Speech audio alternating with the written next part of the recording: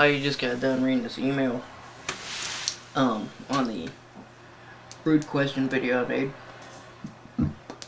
And it's from Baseball Rocks. I'm not going to read the entire comment to you, but I'm going to read this last part. The last question I have in this comment is, if you know you're joining the war, you know there's a big possibility you're going to kill somebody. Why would you join the war unless you like to kill? I think I spelled video wrong in my response, but oh well. Because you agreed to. Plain and simple. You agreed to follow the orders of the President of the United States, the commanders appointed over you, and you do it. And you accept the consequences of your actions, with whether they be legal or mentally. You just do it. It's a commitment. Courage, honor, and commitment. You have the courage to do what's right. You have the honor to, or you're honorable enough to fulfill that commitment, and you are committed enough to do it.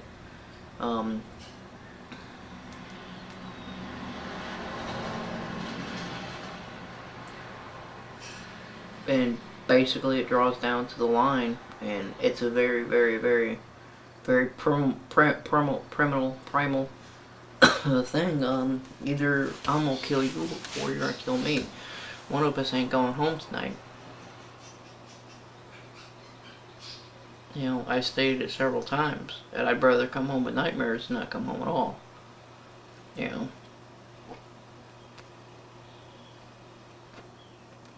I'd rather go through years of therapy than die.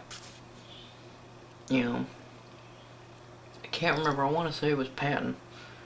I'm not real sure. If you know who it is, correct me on this one. But it's not the American soldier's duty to die for his country. It's his duty to make him die for his country. I'm paraphrasing that one, by the way. And we're not in the business of dying. We're in the business of ensuring our survival by any means necessary. If that includes killing you, then we kill you. If it includes going around you without you even seeing us, well, that's the preferred method.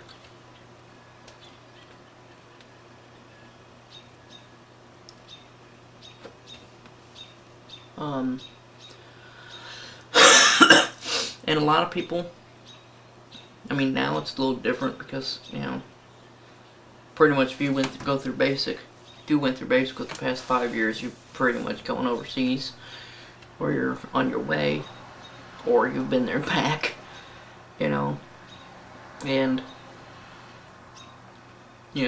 as understood, plain and simple now. When I joined in 97, there wasn't, a big time combat environment going on right then.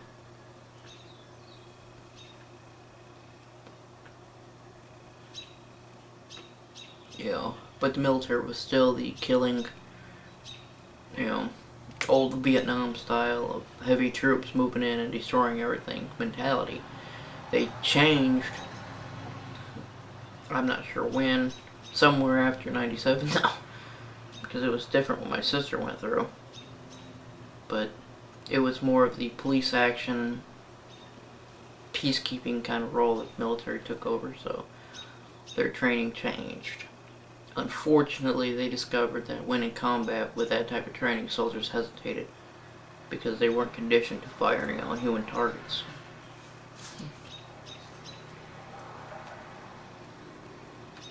I think they went back to that, shooting at, as they changed from shooting to a 3D image of a dude holding an AK to, I believe it was just a square piece of plastic.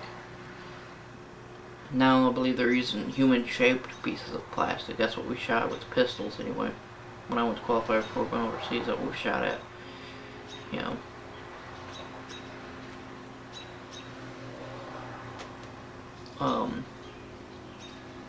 But, when you join the military, very few times will the recruiter tell you that you might go to combat. Because they don't want you thinking about that. They want you thinking about the money for college. They want you thinking about, you're pretty much, your house is paid for, your food's paid for, so you're gonna get all this money, you're gonna get all these benefits. They don't want you to think about the negative aspect. You know, they don't even want you thinking that you're gonna be doing push-ups 37 times a day for no apparent reason whatsoever, you know? I think a lot of troops that have joined for other reasons other than to serve their country or because they believe in something, they joined for college money and stuff, that, you know, that really never entered their mind until that letter came in the mail. Or they were called to, you know, down to a formation and said, look, back crap, we're rolling. It's not something you really think about, because it's, for me anyway, it was an accepted fact that I would go to combat and I would have to deal with it. But, you know, I understand that approximately every 10 years the United States is facing major combat operations.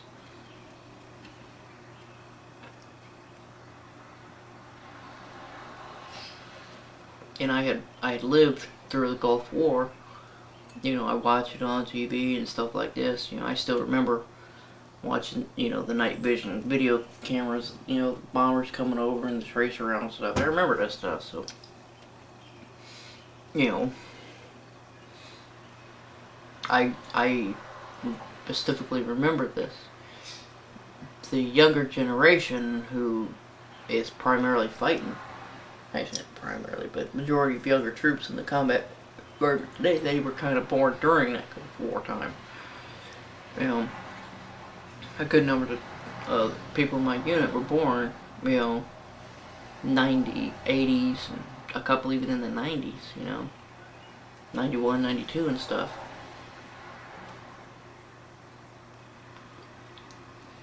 So really, they really didn't see much, you know. They might have caught a little bit of Somalia and stuff, but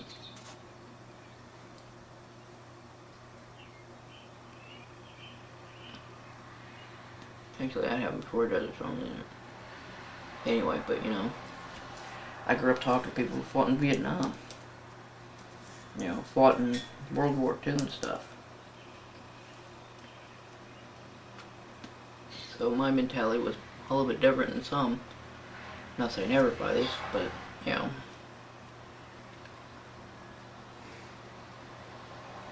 You don't go to kill. You go to serve your country, to be prepared to do whatever that entails.